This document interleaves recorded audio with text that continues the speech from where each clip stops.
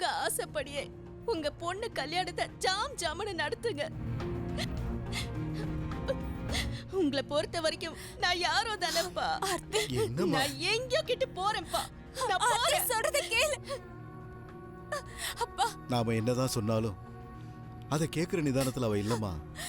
என்னப்பா நடக்குதுங்க? எதுக்காக இவ்வளவு பெரிய உண்மையை என்கிட்ட இருந்து மறைச்சீங்க? எல்லாம் உன் நல்லதுக்காகத்தாமா. ஏன் நல்லதுக்காக அம்மாவையும் தங்கச்சியும் கஷ்டப்படுத்துறது நியாயமாப்பா? இந்த கல்யாணத்தை நினைச்சு அவங்க மனசுல எவ்வளவு கனவு கண்டிருப்பாங்க. உங்க முடிவு இதுதாங்கிறத அவங்க கிட்ட முன்னாடியே சொல்லிருந்தா இந்த அளவுக்கு அவங்க நம்பி ஏமாந்திருக்க மாட்டாங்கல்லப்பா. நீ விடுமா, அவங்கள எப்படி சமாதானப்படுத்துறதுன்னு எனக்கு தெரியும். நான் பாத்துக்கிறேம்மா. சமாதானப்படுத்துவீங்களா? என்ன சொல்லிப்பா சமாதானப்படுத்துவீங்க? புருஷனா மனசுல நினைச்சிட்டு இருந்தவன் இனி உனக்கு கிடையாது. நீ ஆசைப்பட்டவனோட இனி நீ வாழ முடியாதுன்னு அவகிட்ட போய் சொல்வீங்களா? உண்மை என்னமோ அதுதானம்மா. அவ ஆசைப்பட்ட அந்த வாழ்க்கை உனக்குதான் கிடைக்கணும்னு ஆண்டவன் முடிவு பண்ணிருக்கான். அதை மாத்த யாரால முடியும்? உன்கிட்ட கேட்காம அப்பா இப்படி ஒரு முடிவு எடுத்ததுல உனக்கு எதுவும் கோபம் இல்லையே? மாப்பிள்ளை உனக்கு பிடிச்சிருக்கலமா? இந்த கல்யாணத்துல உனக்கு சம்மதம் தானே? அப்பா சம்மதிக்கிறேன் சம்மதிக்கலங்கிறதெல்லாம் ரெண்டாவது தான்ப்பா. இந்த அளவுக்கு ஆர்த்தியோட மனசு உடைஞ்சு போயிருக்கும் போது என்னால அவளை தவிர வேற எதுவுமே யோசிக்க முடியல. தங்கச்சியை பத்தி நீ இவ்வளவு கவலைப்படுற அளவுக்கு வாழ்க்கையில ஒரு தடவை கூட அவ உன்னை பத்தி கவலைப்பட்டதோ அக்கறைப்பட்டதோ கிடையாதுமா. இத்தனை வருஷமா நீ பட்ட கஷ்டத்துக்கெல்லாம் சேர்த்து வச்சு இனிமேதான் நீ சந்தோஷத்தை அனுபவிக்க போறமா.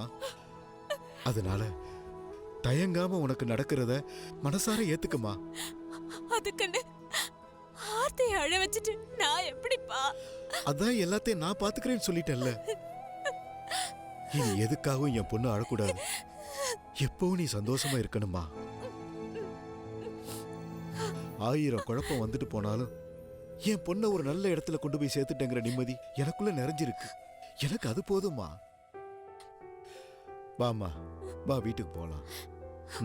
வா வாமா.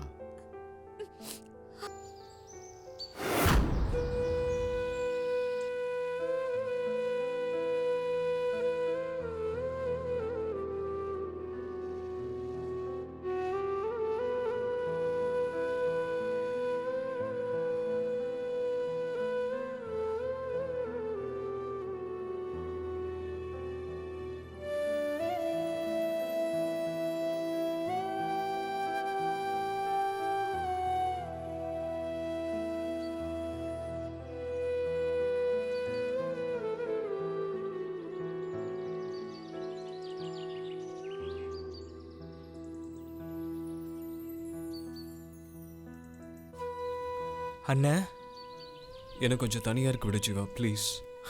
என்னண்ணே நடந்ததையே நினைச்சு நினைச்சு உள்ளுக்குள்ளேயே புழுங்கிட்டு இருக்க போறியா? இப்படிலாம் ஏதாவது நடக்கும் தெரிஞ்சுதான் நான் ஆரம்பத்துல இருந்தே உன்கிட்ட படிச்சு சொன்னேன். உன்னோட தேவை என்ன, உனக்கு எது பிடிக்கும் பிடிக்காதுன்னு உனக்கு தானே தெரியும். உன் படிப்பையும் வேலையும் அம்மா ஆசைப்பட்ட மாதிரி அமைச்சுக்கிட்டதெல்லாம் சரிதான். அதுக்காக கல்யாணத்தையும் அவங்க விருப்பப்படிதான் செய்வேன்னு நீ முடிவெடுத்தது ரொம்ப பெரிய தப்புன்னு. இப்ப நடந்த எல்லா குழப்பத்துக்குமே மூல காரணமே அதுதான். உன் லைஃப் பார்ட்னரை சூஸ் பண்றதுக்கு உனக்கு மட்டும்தான் ரைட்ஸ் இருக்கு.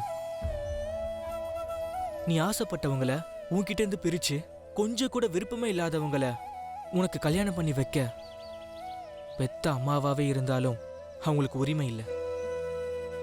இப்ப வரைக்குமே அம்மா அவங்க எடுத்த முடிவு சரிதான் நினைச்சுக்கிட்டு இருக்காங்க. நீ இப்படி அமைதியா இருக்கிற வரைக்கும் அவங்க செஞ்சது எவ்வளவு பெரிய தப்புன்னு அவங்களுக்கு புரிய போறதில்ல. உன் மனசுல இருக்கிறத அவங்க கிட்ட சொன்னா மட்டும்தான் உன் நிலைமை என்னன்றது அவங்களுக்கு தெரிய வரும். நீ ஆர்த்தி அண்ணிய எந்த அளவுக்கு லவ் பண்ணன்னு எனக்கும் தெரியும்னு. ஆனா அது அம்மாக்கு தெரியாதுல்ல. அப்போ நீ தானே அவங்களுக்கு அதை எடுத்து சொல்லி புரிய வைக்கணும். உன்னோட விருப்பத்தை விட தான் எடுத்த முடிவுல இருந்து பின்வாங்க கூடாதுன்னு நினைக்கிற அவங்க பிடிவாத ஒன்றும் பெருசு இல்லைன்னு. ஆரம்பத்தில் ஆர்த்தி அண்ணியை தான் உனக்கு கல்யாணம் பண்ணி வைக்கிறதா நினைச்சதா அம்மாவே சொன்னாங்கல்ல. நிச்சயமா நீ பேசுனா அம்மா மனசு மாறுவாங்கன்னு தான் எனக்கு தோணுது. இப்படி அமைதியாவே இருந்தா இங்க எதுவுமே மாறாது. உன் மனசுல இருக்கிறத இன்னைக்கு நீ பேசாம இருந்துட்டா நாளைக்கு எனக்கும் ஸ்வேதாக்கும் கூட இதே நிலைமை வரலாம். அதனால தயவு செஞ்சு அம்மா கிட்ட போய் பேசு. போறேன்டா. இப்போ நான் பேசுறேன். இப்போ என் வாழ்க்கையே போயிடுச்சுன்னு அங்க உட்கார்ந்து அழுதுட்டு இருக்கிற ஆர்த்திக்கு நான் என்னங்க பதில் சொல்லுவேன்? ஆர்த்தி எதுக்காக அழணும்? நான் என் வீட்டுக்கு மருமகளை ஆக்கிக்கணும்னு நினைச்சது வானத்தியதான். வானதி ஐயா, என்ன சொல்றீங்க நீங்க? அவ அப்பா கிட்ட நான் எல்லாத்தையுமே தெளிவா சொல்லிட்டேனே. உங்களுக்கு இத பத்தி எதுவும் தெரியாதா என்ன? எனக்கு எல்லாமே இன்னைக்கு தாங்க தெரியும். வானத்தி மேல எனக்கு ஒரு நல்ல அபிப்பிராயம் வந்துச்சு.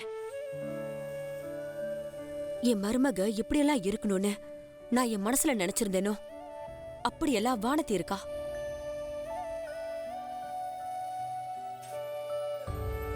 எப்படியோ வானத்தி உங்க வீட்டு பொண்ணுதானே, அதான் உங்க வீட்டுக்கார கூப்பிட்டு என் விருப்பத்தை சொன்னேன். அவரும் வானத்திக்கு இப்படி ஒரு நல்ல வாழ்க்கை கிடைக்க போறத நினைச்சு ரொம்ப சந்தோஷப்பட்டாரு. எல்லாத்தையும் ஆரம்பத்திலேயே நான் தெளிவா சொன்னதுக்கு அப்புறமும் இப்ப வந்து என்ன தப்பு சொன்னா என்ன அர்த்தம்? ஆளாளுக்கு ஒரு நியாயத்தை சொல்லி நீங்களா சமாதானப்படுத்திக்கிறீங்க.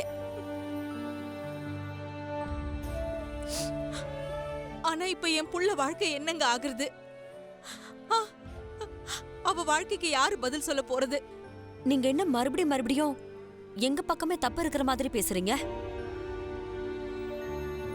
உங்க வீட்டுக்கு வந்து பொண்ணு பார்த்துட்டு போனதுல இருந்து இப்ப வரைக்கும் வானத்தியதான் என் மருமகளா நான் நினைச்சிட்டு இருக்கேன். சரிங்க, நீங்க சொல்றதெல்லாம் கரெக்ட் தான். அந்த வானதியை தான் நீங்க உங்க மருமகளா நினைச்சிட்டு இருக்கீங்களே, அப்புறம் எதுக்குங்க உங்க புள்ள திருச்சிக்கு வந்து ஆர்த்தி பின்னாடியே சுத்துனாரு? ராத்திரியும் பகலுமா அவகிட்ட போன்ல பேசி அவ மனசுல ஆசைய வளர்த்தாரு.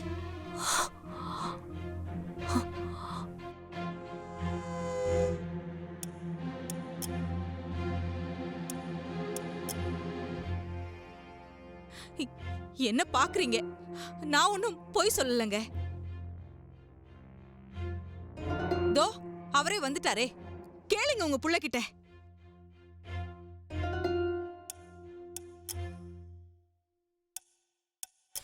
என்ன கார்த்திக் இது? திடீர்னு இவங்க வந்து ஆர்த்தி கிட்ட பேசினேன்னு என்னென்னமோ சொல்றாங்க. இவங்க சொல்றதெல்லாம் உண்மையா?